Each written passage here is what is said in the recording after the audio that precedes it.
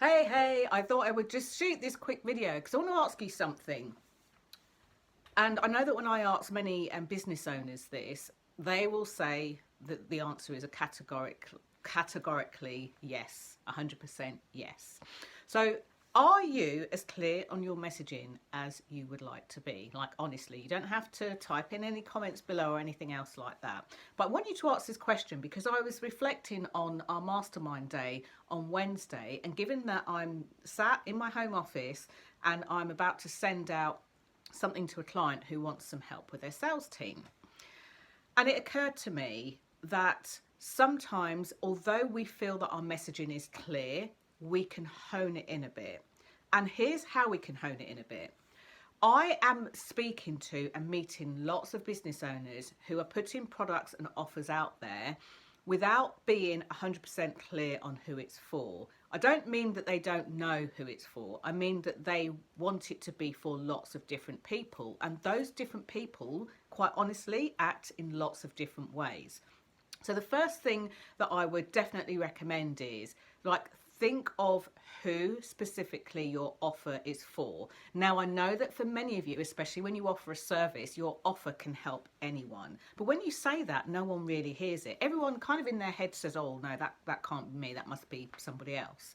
And that's what leads to the frustration that you often feel around putting your offer out there. So let me give you an example of how sometimes we muddy our message without meaning to. So I work with kind of almost like two streams of people. I work with a lot of business owning entrepreneurial types, one-man band businesses who are responsible for their own sales, their own marketing, their own visibility. And then I also work with employed CEOs, directors and things like that. Now, don't get me wrong, on the CEO exec type level, I also do have some clients who are CEOs of their own companies, but they're more SMEs. So they've got maybe 10 employees, 20 employees, and often then very big companies too. So when you go out there and you talk about, let's say, for example, I go out there and I talk about a sales challenge. Think about this in terms of the clarity of message.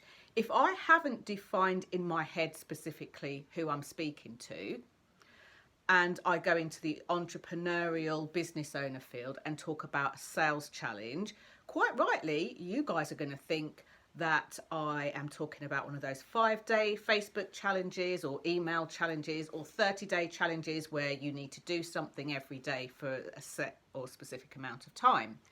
So that's what you'll think about.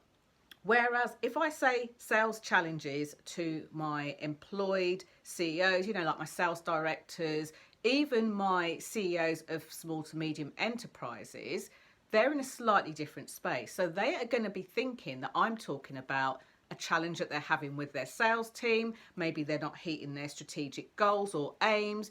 Maybe, they're down this quarter and they're down for the first time this quarter than they have been in 5 years. They're going to be thinking about profits. They're going to be thinking about business scorecards and things like that. So if I come on and do a video and talk about visibility when it comes to sales challenges, and I haven't thought about who I'm speaking to before I've even come on a video, sent out any information by email, put out a sales page or anything else like that, I will inadvertently muddy the waters. So that's an example. So my call to action for you actually is, think about something that you are currently offering and you want to offer more of it, or you're about to offer something. Before you start naming it, before you start pricing it, before you start getting excited about what's inside it, and even if you've already done that, press pause and go back to who specifically is this for. And if your answer in your head is, it will help everyone, then you really need to hone that down. If your second answer is, oh, well, I can help them with anything, you will need to hone it down. Because if you say that this is for everyone, children, parents, students, business owners, reclusives, everyone else like that, people will be confused. They will be confused.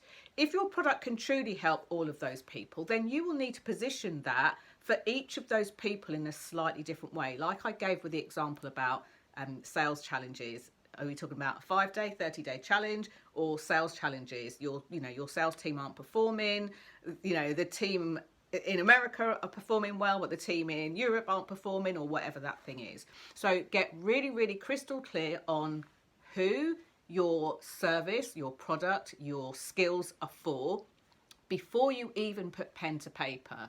Because once you've done that, then your message will be a lot clearer. You can speak in the language that they will understand. This is not about sounding all posh and marketing-y, but this is about speaking in the language that they understand, so that your message is clear, your service is clear, your proposition is clear, what you're offering is clear.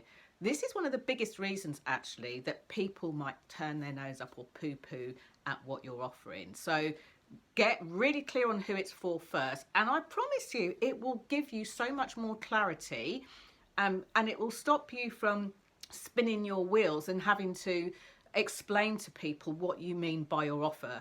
Anytime that you say, I'm offering a program called such and such, it's likely that you named it before you even really went into who it's for, the components of it, and all of that kind of good stuff. Hopefully helpful. If you've got more questions than what I've just said, then definitely type them in the box below from wherever you're watching this, and I'll do some more videos for you. Thank you so much for watching this one, and let's see how we can tweak your messaging so that your visibility is crystal clear. Bye for now.